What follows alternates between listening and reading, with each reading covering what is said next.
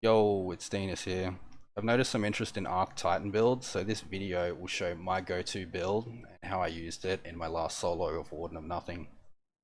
This build isn't new, I've seen it utilized often since the release of Arc 3.0, this is just how I used it in this particular GM.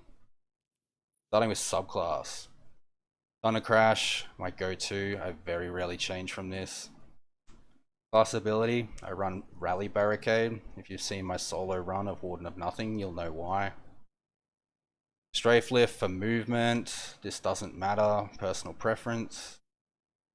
Thunderclap for arc melee, I use this on the unstoppable champs, it gives a little bit of range, but Seismic Strike will also work. Storm Grenades, another go-to, I very rarely change from Storm Grenades. Touch of Thunder, gives us the tracking on those Storm Grenades. Knockout, I pretty much use this for the additional fragment slot, but defeating targets with melee attack starts health regen and makes you amplify. This also helps. Down to our fragments, your arc grenades jolt targets for Spark of Shock. This feeds into Spark of Ions. Defeating a jolted target creates an ionic trace. These ionic traces grant us ability energy. Spark of Resistance, this is self-explanatory. Spark of Magnitude, we have increased duration on our arc grenades. Down to the weapons. Whenever I'm running an exotic elsewhere in the build, I tend to run Peace of Mind for those barriers. Auto loading works really well here, you don't have to worry about reloading when stunning those barriers. The Monarch for the overloads, this is another go-to, especially for overloads. With that intrinsic overload, it stops us having to use a slot on our arms. Cataclysmic for heavy, linear fusions hit hard. Solar, which works with the solar burn. Down to the Mark. Bomber, reduces grenade cooldown when using a class ability. Solo op for that additional 15% damage. Low entropy superconductor for the unstopped stuns. Up to legs. We run linear fusion scavenger. This really helps in the area before the boss room to fill up on heavy before heading down.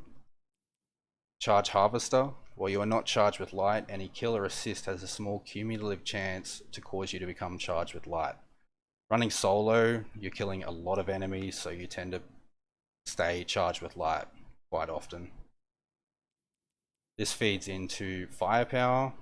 While charged with light, regain a portion of your grenade energy when you use your grenade, consuming 1 stack of charge with light, and of course double solar resist. On my arms, I run the anti-barrier pulse rifle mod. Bolstering detonation grants class ability energy when you cause damage with the grenade. Stacks on stacks for that additional charge with light stack for every stack you gain. Onto my helmet. Linear fusion ammo finder plus another firepower mod. Running Heart of Inmost Light feeds into the rest of this build and increases the uptime of grenades and barriers. I change some weapons and mods depending on what I'm doing at the time, but overall this build stays pretty much the same.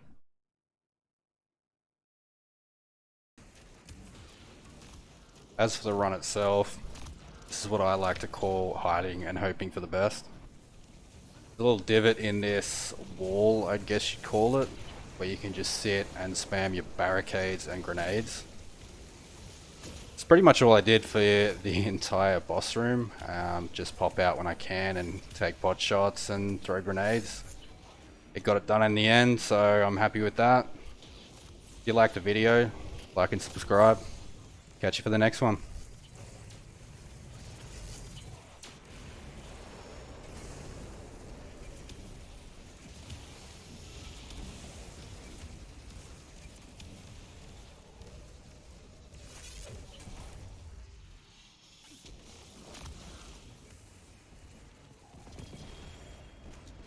What's your scam?